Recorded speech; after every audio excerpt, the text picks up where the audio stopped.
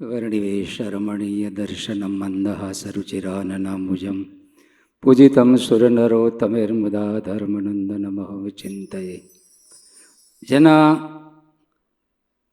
અસીમ કૃપાથી આજે આપણે સમાજની વચ્ચે ધર્મજી હોસ્પિટલ નામનું પુષ્પ સેવાકી સંકુલ અર્પણ કરી રહ્યા છે એવા ઈષ્ટદેવી ભગવાન સ્વામિનારાયણ, જેના નામથી આ હોસ્પિટલની પ્રસ્થાપના થઈ છે એવા આપણા ગુરુદેવ શાસ્ત્રીજી મહારાજ આપણા વચ્ચે વિરાજમાન. આમ તો આનંદની પળ એટલા માટે કહું છું કે પહેલી હોસ્પિટલ રાજકોટ ગુરુકુળમાં જ્યારે ઉદ્ઘાટન થયું ત્યારે આપણા વડાપ્રધાન નરેન્દ્રભાઈ મોદીએ ઉદ્ઘાટન કરેલું. અને આજે મોદી સાહેબે જે આખા ભારતમાંથી આ પ્રાકૃતિક કૃષિના પ્રવર્તન માટે જેણે પુષ્પ ચૂંટ્યું છે એવા નરેન્દ્રભાઈ મોદીએ જે પુષ્પને ચૂંટ્યું છે એવા આપણા મહામહિમ આચાર્ય શ્રી ગવર્નર શ્રી એના હાથે જ્યારે આજે ઉદ્ઘાટન થઈ રહ્યું છે માટે તાલીઓથી વધાવો. પહેલી હોસ્પિટલનું ઉદ્ઘાટન નરેન્દ્રભાઈ મોદીએ કર્યું અને દ્વિતીય આપણી હોસ્પિટલનું ઉદ્ઘાટન જ્યારે આજે ગવર્નર શ્રી કરી રહ્યા છે. બીજું તમને એક આનંદ સમાચાર આપું. ગઈકાલે જ આપણા ગવર્નર સાહેબનો 66 વર્ષ પૂર્ણ કર્યા, 67મો વર્ષનો પ્રારંભ થયો અને આપણા આ સંકુલની અંદર એનો આજે પહેલો દિવસ છે 67મા વર્ષનો, માટે તાલીઓના નાદથી વધાવો. અને હું મહંત સ્વામીને આપણા બધા વતી એ પ્રાર્થના કરું કે આ ગવર્નર સાહેબનો, આચાર્ય દેવવ્રતજીનો આ 67મા વર્ષનો પહેલો દિવસ આપણે આ ધર્મજી એના હાથે આજે પહેલા દિવસે આ દિવ્ય હોસ્પિટલનું ઉદ્ઘાટન થાય છે. એનો કલ્પના કરો કેટલા મહાનતા છે કે એનો 67મા વર્ષના પહેલે દિવસે આવડી મોટી હોસ્પિટલનું ઉદ્ઘાટન થઈ રહ્યું છે અને સમાજને અર્પણ થઈ રહ્યું છે. તો મહંત સ્વામી એક હાર પહેરાવી આપણા બધાના હૃદયને હારે રાખી અને 67મા વર્ષના પહેલા દિવસનું ઉદ્ઘાટન આપણે પૂજન કરશું, અભિનંદન આપશું. તાલીઓના નાદથી વધાવો બધાય. બોલો સ્વામિનારાયણ ભગવાનની જય.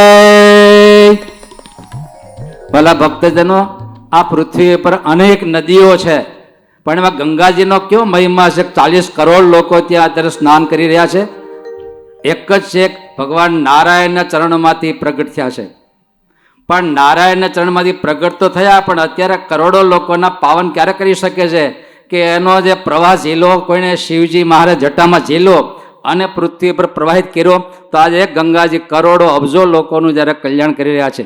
વાલા ભક્તો, હોસ્પિટલોનો કોઈ પાર નથી, શિક્ષણ સંસ્થાનો કોઈ પાર નથી, પણ આ પહેલો વહેલો ભાવના ઉઠી હોય તો ભગવાન સ્વામિનારાયણ રોગાતસ્ય મનુષ્ય યાવત જીવન શુશ્રૂષા કાર્ય, કે આ રોગાર્થ મનુષ્યની જીવનભર સેવા કરવી, આ સંકલ્પ ભગવાન સ્વામિનારાયણે શિક્ષા આપીને પહેલો વહેલો પ્રગટાવ્યો ખરો, પણ વર્ષો સુધી પીડ્યો રહ્યો. પણ એને ઝીલનાર કોણ? આપણા ગુરુદેવ શાસ્ત્રીજી મહારાજ ઝીલા અને પોતાને હયાતીમાં નાનકડું દવાખાનું ચાલુ કર્યું. એટલું નહીં, ગામડે ગામડે નેત્રયજ્ઞનો દંતયજ્ઞનો કરી અને આ રોગાર્થ મનુષ્યની જીવનભર એણે સેવા કરી. અને એ પ્રવાહને ઝીલીને આપણા ગુરુ મહારાજને મહંત સ્વામી આજે એ પ્રવાહને આગળ ધપાવતા ગુરુકુલની પરંપરાઓ જેમ ચાલી, મને લાગે હોસ્પિટલની પરંપરા ચલાવશે હવે. અને આજે જ્યારે દ્વિતીય હોસ્પિટલ એ જે ગુરુદેવે આ પ્રવાહને ઝીલી અને પૃથ્વી પર વહાવ્યો એના નામથી જ્યારે થયા, એટલે ગુરુકુળ પરિવારના તમામ અંતેવાસીઓને કેટલો આનંદ છે. મારા ગુરુદેવના નામથી લાખો લોકોને સ્વાસ્થ્ય મળશે, રોગાળમાંથી બહાર લાવશે. આટલી મોટી સેવા થઈ રહી છે. મનસુખભાઈ બોલ્યા સાથે લિફ્ટમાં હતા ને ત્યારે કે આ હોસ્પિટલને મારે સરકારની મેડિકલ સેવા સાથે જોડી દેવી છે અને સરકારની સહાયતા અહીં પહોંચે, મારે આવડું મોટું કામ આ હોસ્પિટલ માટે કરવું છે. એમ અમારા પ્રફુલ્લભાઈને રૂપાલા સાહેબ બોલ્યા કે 100માંથી 200 કરી નાખો, મેડિકલ કોલેજ જોડાઈ જાય ગયા. ત્યારે આટલા મહાનુભાવોના હૃદયની શુભ ભાવનાઓ જ્યારે પ્રવાહિત છે, ચોક્કસ આ હોસ્પિટલ દ્વારા કરોડો લોકોની સ્વાસ્થ્ય ચોક્કસ પહોંચે અને પહોંચવાની જ છે. ત્યારે આજે ભગવાનના ચરણોમાં પ્રાર્થના કરું કે આટલા સનિષ્ઠ વ્યક્તિ, આમ તો ગવર્નર હોય ને એને ખાલી ત્યાં પોતાના બેસવાનું હોય, ક્યારેક સહી કરવાની હોય, પણ આ એક ગવર્નરના મેં તો દર્શન કર્યા. આપણા ગુરુકુલના કેમ્પસમાં 12 થી 13 વખત આવી ગયા. એક જ છે કે આ પૃથ્વી માતા રસાયણ મુક્ત બને, લોકોના સ્વાસ્થ્ય જે છેડા કરવામાં આવે છે રસાયણ ખાતર દ્વારા, તો તમામ ભારતીયોના સ્વાસ્થ્ય અકબંધ રહે એના માટે પ્રાકૃતિક ખેતી, ગૌ માતાની પૂજા અને ગૌ માતાનો મહિમા પ્રવર્તે, અને પોતે 3 ગુરુકુળ ચલાવતા હોય એના રોમ રોમમાં શાસ્ત્રી મહારાજ જેમ અતિ કષ્ટમાં ગુરુકુળ ઊભા કર્યા, સિમેન્ટની થેલીઓ ઉપાડી, રેતીની થેલીઓ ઉપાડી ગવર્નર સાહેબે હરિયાણામાં ગુરુકુળ ઊભા કર્યા છે. આટલું એના રોમ રોમમાં ગુરુકુળ સંસ્કૃતિ છે. અને ત્યારે જ્યારે પ્રાકૃતિક ખેતીમાં પણ આપણે ગુરુકુળનું કાંડું પકડી પોતાની સાથે જોડી રહ્યા છે. અને એક પછી એક ગુરુકુળના ખાતવિધિમાં પણ પોતે હાજર રહે છે. આપણે કન્યા ગુરુકુળ વખતે બોલી ગયેલા, હવે તો આટલા ગુરુ આવ્યો તો હું તમારો હવે અંતેવાસી નથી ગુરુકુળનો સભ્ય માને હજી તમે મહેમાન તરીકે રાખો છો. ત્યારે આટલી જ એને સદભાવના અને કન્યા ગુરુકુળમાં ટ્રસ્ટી થયા. અને જ્યાં જ્યાં ખાતમુહૂર્ત થાય ત્યાં 5 લાખ અમે કેટલી ના પાડી કે નહીં નહીં મને મુझको મનામત કરના. એ ગુરુકુળ સંસ્કૃતિ માટે પોતે જીવન જીવી રહ્યા છે.